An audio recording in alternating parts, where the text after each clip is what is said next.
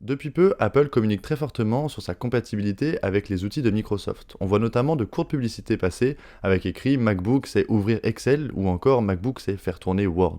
Mais alors pourquoi Apple décide de communiquer autant sur sa compatibilité avec Microsoft? Est-ce que c'est une bonne stratégie marketing? Et si oui, quelles sont les leçons que l'on peut en tirer pour notre entreprise? Bonjour, je suis Mathias, fondateur de Café Marketing. On accompagne du solopreneur à la PME dans la création ou l'optimisation d'un entonnoir marketing pour enfin arrêter de courir après vos clients. Voilà pour les présentations, place à l'épisode. Apple est souvent connu pour sa position de leader incontesté sur le marché des smartphones, ou bien pour son image de marque hyper innovante et très en avance, ou encore pour ses stratégies marketing très efficaces. Tout cela est vrai, mais il faut aussi parler de la position d'Apple sur le marché des ordinateurs, qui n'a pas toujours été facile, qui a voire même été très difficile au début, et qui encore aujourd'hui reste à conquérir. Apple, c'est 16% du marché des smartphones en 2020, mais seulement 7% du marché des ordinateurs. Dès le début, Apple a eu un démarrage difficile sur le marché des ordinateurs.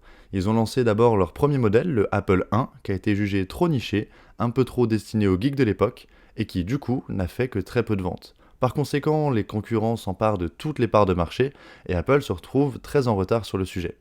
Il aura fallu plus de 20 ans de chemin pour au final récupérer une part de marché acceptable pour arriver dans les années 2000 avec 5% des parts de marché, soit près de 7 millions d'ordinateurs vendus cette année-là.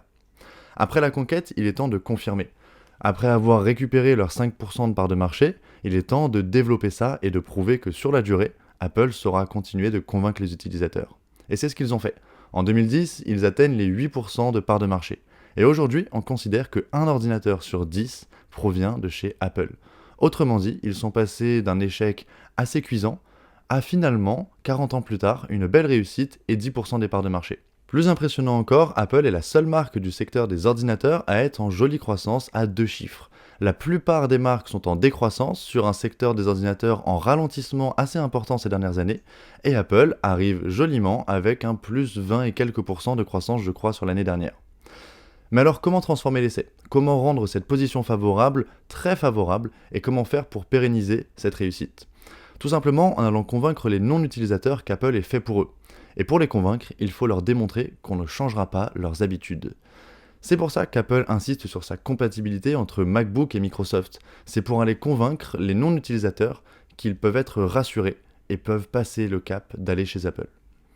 Mais alors, est-ce que c'est une bonne ou une mauvaise stratégie? Certains pourraient qualifier cette stratégie de piratage de notoriété.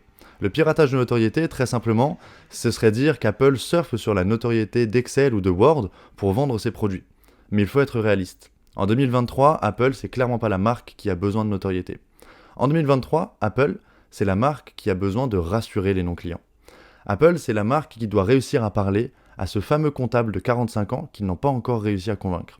Le comptable de 45 ans, il découvre le télétravail, il découvre l'utilité d'avoir un ordinateur très portable et multitâche. Et donc il a besoin de 2 choses. Ces bons vieux logiciels, Excel en premier lieu, et un ordinateur fiable, durable, qui pourra l'accompagner tout au long de ses journées. Le seul moyen de convaincre ce genre de prospect-là, c'est d'être rationnel, c'est de montrer du palpable. Et donc l'image d'Apple, c'est un plus, mais c'est pas suffisant. L'image d'Apple ne servira pas à faire la vente. Ce qui va servir à faire la vente, c'est de donner du concret, du palpable, et donc de rassurer, grâce à des outils que ces non-utilisateurs connaissent et maîtrisent parfaitement.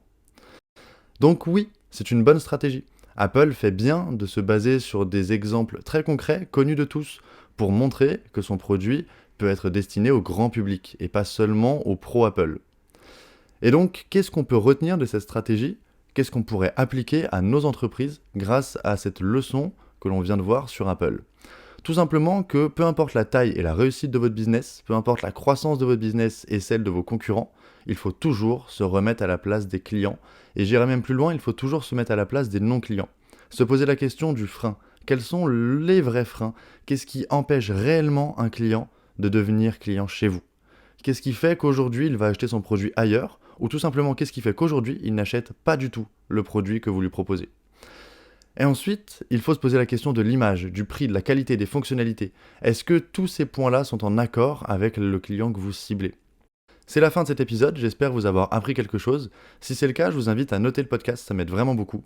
Vous pouvez aussi me poser toutes vos questions sur WhatsApp, mon numéro est en description de l'épisode. Je réponds franchement à tout le monde, donc n'hésitez pas. Et d'ici là, je vous donne rendez-vous la semaine prochaine.